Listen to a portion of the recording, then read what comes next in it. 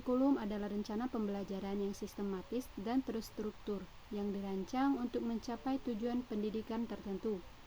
Kurikulum ini mencakup berbagai elemen seperti tujuan, pendidikan isi atau materi ajar, serta metode pengajaran dan media pembelajaran, evaluasi penilaian.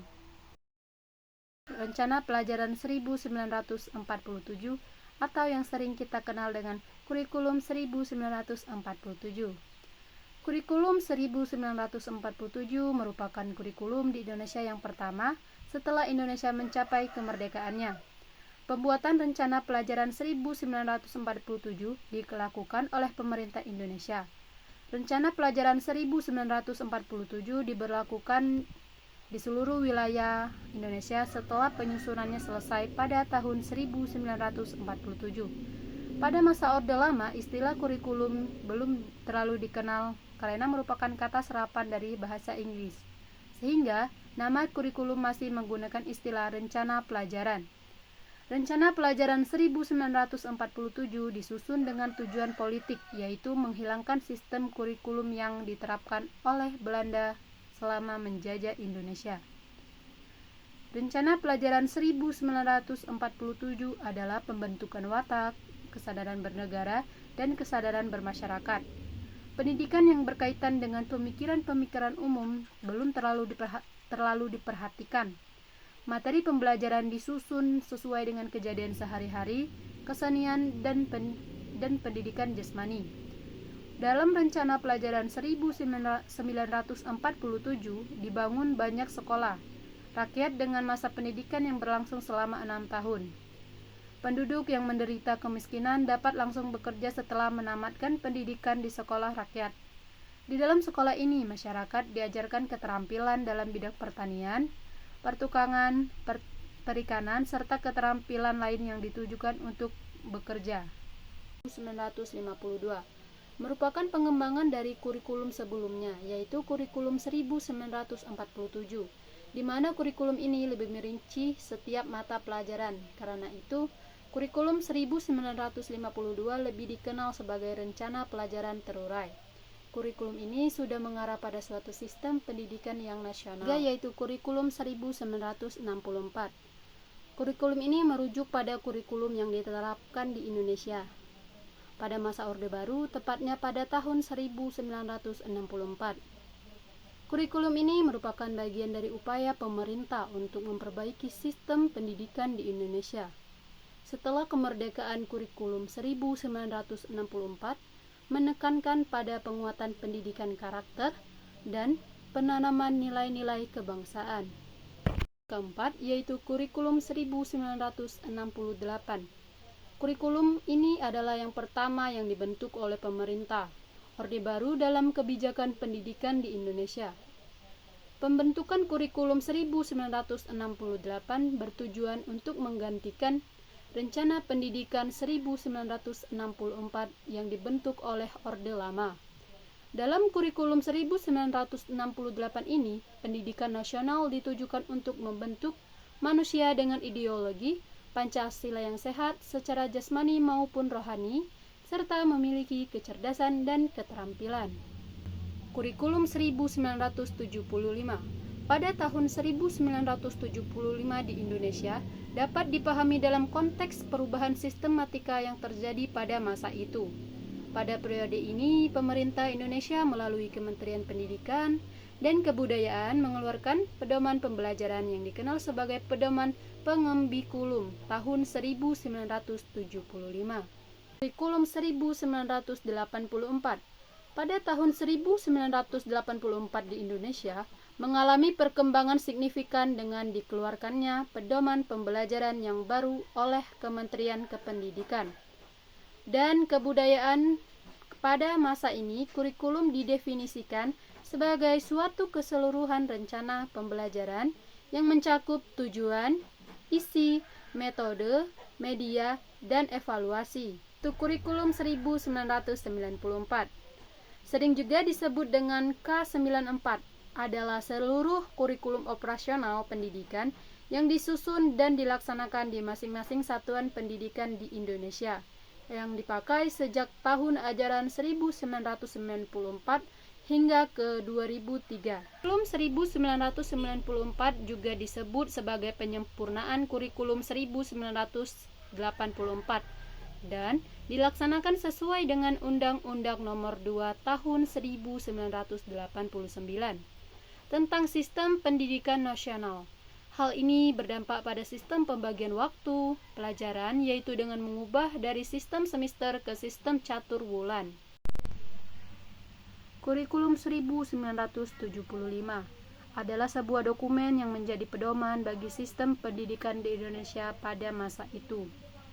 Diterbitkan oleh Kementerian Pendidikan dan Kebudayaan Indonesia, kurikulum ini bertujuan untuk memberikan arah dan tujuan dalam penyelenggaraan pendidikan nasional. Beberapa poin penting dari kurikulum 1975 meliputi yang pertama, pendekatan sistematis.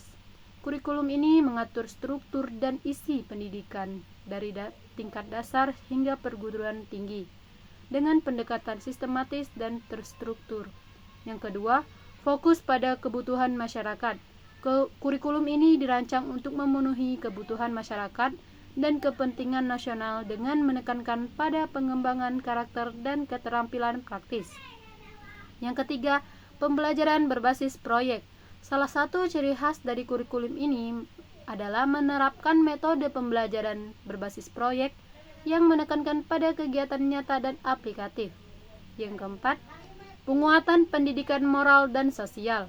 Kurikulum ini juga menekankan pentingnya pendidikan moral dan sosial untuk membentuk warga negara yang bertanggung jawab. Yang kelima, integrasi ilmu pengetahuan. Terdapat beberapa upaya untuk mengintegrasikan berbagai bidang ilmu pengetahuan sehingga siswa dapat melihat keterkaitan antara mata pelajaran yang berbeda. Untuk kurikulum 1984. Pada tahun 1984 di Indonesia mengalami perkembangan signifikan dengan dikeluarkannya pedoman pembelajaran yang baru oleh Pemerintah Pendidikan dan Kebudayaan.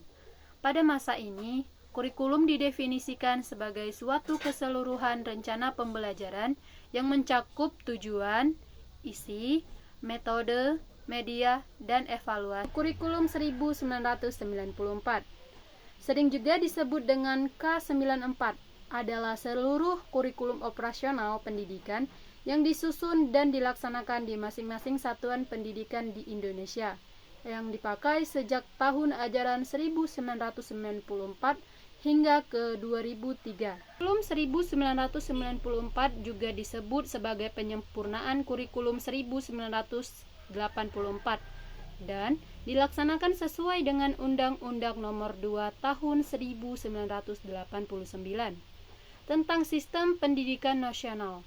Hal ini berdampak pada sistem pembagian waktu pelajaran, yaitu dengan mengubah dari sistem semester ke sistem catur bulan, yaitu kurikulum 2004. Kurikulum 2004 adalah revisi dari kurikulum sebelumnya yang diterapkan di Indonesia dengan tujuan untuk meningkatkan kualitas dan relevansi pendidikan nasional. Dikeluarkan oleh Kementerian Pendidikan, Kebudayaan, dan Kepemudaan Republik Indonesia, kurikulum ini menggantikan kurikulum 1994 dan memberikan arah baru dalam penyelenggaraan pendidikan di berbagai jenjang. Ada beberapa karakteristik utama kurikulum ini. Yang pertama, pembelajaran berbasis komputer.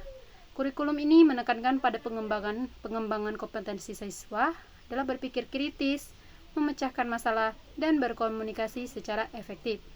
Yang kedua, pendekatan tematik terpadu. Menggunakan pendekatan tematik terpadu yang mengintegrasikan berbagai mata pelajaran dalam satu tema utama, sehingga lebih relevan dengan kehidupan nyata. Yang ketiga, yaitu pendidikan penguatan karakter. Menekankan pentingnya pendidikan karakter untuk membentuk siswa yang memiliki nilai-nilai moral dan etika yang baik. Yang keempat, pengembangan keterampilan abad 21. Kurikulum ini juga berfokus pada pengembangan keterampilan abad ke-21 seperti kolaborasi, kreativitas, dan kemampuan beradaptasi. Yang kelima atau yang terakhir yaitu penyesuaian dengan perkembangan global. Dirancang untuk menyesuaikan diri dengan perkembangan global dan kebutuhan masyarakat yang terus berubah. Kurikulum 2006. Pada tahun 2006, pengertian kurikulum ini di Indonesia mengalami perkembangan lebih lanjut dengan dikeluarkannya pedoman pembelajaran yang baru oleh Kementerian Pendidikan Nasional. Kurikulum pada masa ini didefinisikan sebagai suatu keseluruhan rencana pembelajaran. Kurikulum 2013. Pengertian kurikulum di Indonesia mengalami perubahan yang signifikan dengan dikeluarkannya kurikulum tingkat satuan pendidikan atau yang sering dikenal dengan KTSP, yang kemudian berkembang menjadi kurikulum merdeka. Kurikulum pada masa ini didefinisikan sebagai suatu keseluruhan rencana pembelajaran. Ada beberapa tujuan terbentuknya kurikulum merdeka. Yang pertama, meningkatkan kualitas pendidikan. Dengan memberikan kebebasan kepada kepala sekolah dan guru, diharapkan pendidikan dapat lebih relevan dan responsif terhadap kebutuhan siswa, sehingga meningkatkan kualitas pendidikan secara keseluruhan. Yang kedua, mengembangkan potensi siswa. Kurikulum merdeka bertujuan untuk mengembangkan potensi siswa secara maksimal melalui pendekatan pembelajaran yang lebih fleksibel dan inovatif. Yang ketiga, mendorong inovasi dan kreativitas dengan memberikan kebebasan kepada guru di sekolah. Diharapkan terjadinya inovasi dan kreativitas dalam metode pengajaran dan pembelajaran. Selanjutnya, prinsip pembelajaran kurikulum merdeka.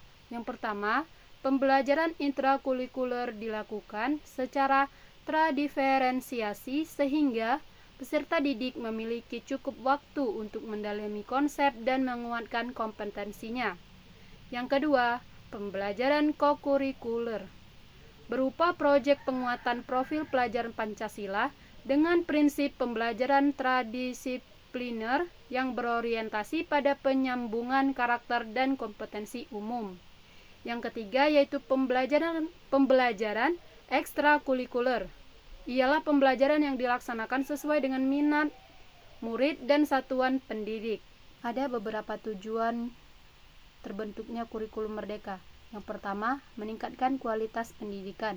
Dengan memberikan kebebasan kepada kepala sekolah dan guru, diharapkan pendidikan dapat lebih relevan dan responsif terhadap kebutuhan siswa, sehingga meningkatkan kualitas pendidikan secara keseluruhan. Yang kedua, mengembangkan potensi siswa. Kurikulum merdeka bertujuan untuk mengembangkan potensi siswa secara maksimal melalui pendekatan pembelajaran yang lebih fleksibel dan inovatif. Yang ketiga, mendorong inovasi dan kreativitas dengan memberikan kebebasan kepada guru di sekolah. Diharapkan terjadinya inovasi dan kreativitas dalam metode pengajaran dan pembelajaran. Selanjutnya, kurikulum nasional. Kurikulum nasional adalah kerangka pembelajaran yang disusun dan ditetapkan oleh pemerintah atau Badan Pendidikan Nasional untuk diimplementasikan di seluruh sistem pendidikan di suatu negara. Tujuan kurikulum nasional. Yang pertama, sebagai alat pendidikan untuk menghasilkan siswa yang berintegrasi. Yang kedua, membuat siswa mengerti sistem pendidikan yang ia inginkan di jenjang selanjutnya. Yang ketiga, untuk memeratakan pendidikan dalam negara, membimbing serta mendidik siswa agar menjadi pribadi yang cerdas, berpengetahuan tinggi, kreatif, inovatif dalam kehidupan bermasyarakat. Perbedaan antara kurikulum 1947, kurikulum merdeka, dan kurikulum nasional terletak pada konteks historis, pendekatan, dan tujuan penggunaannya. Ada beberapa penjelasan lebih rinci mengenai perbedaan ketiganya. Yang pertama, kurikulum 1947 secara konteks historis diterapkan pada masa awal kemerdekaannya, tepatnya sekitar tahun 1947. Pada masa itu, pendidikan diarahkan untuk membangun nasionalisme dan memperkuat identitas bangsa Indonesia. Kurikulum ini cenderung lebih terfokus pada pendidikan karakter dan nasionalismenya. Tujuan utamanya adalah membentuk warga negara yang setia kepada negara dan bangsa Indonesia, serta memiliki pengetahuan dasar yang relevan dengan kebutuhan zaman itu. Pendidikan lebih berfokus pada pengajaran nilai-nilai kebangsaan dan kemandirian. Yang kedua yaitu kurikulum merdeka. Dalam konteks historis diperkenalkan pada era reformasi, khususnya sekitar tahun 2004. dengan tujuan untuk memberikan kebebasan lebih kepada kepala sekolah dan guru dalam merancang pembelajaran. Pendekatan kurikulum ini mengadopsi pendekatan yang lebih fleksibel dan inovatif, memungkinkan sekolah dan guru untuk menyesuaikan metode pengajaran dan materi ajar sesuai dengan kebutuhan dan potensi siswa. Ada penekanan pada kreativitas dan adaptabilitas dalam proses pembelajaran, bertujuan untuk meningkatkan kualitas pendidikan dengan memberikan kebebasan yang lebih besar kepada kepala sekolah dan guru, serta mengembangkan potensi secara maksimal melalui pendekatan pembelajaran yang lebih responsif.